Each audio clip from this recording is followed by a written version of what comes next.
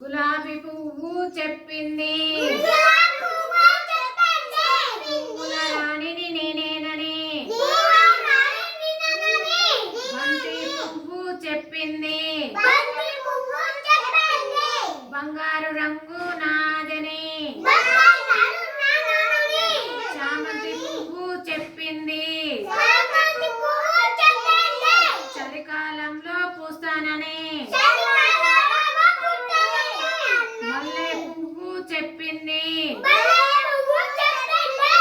మండు టెండలో పూస్తానని. అన్ని పువ్వులు అన్నాయి కమ్మని తేనెలు ఇస్తామని. ఎన్ని పూలన్నీ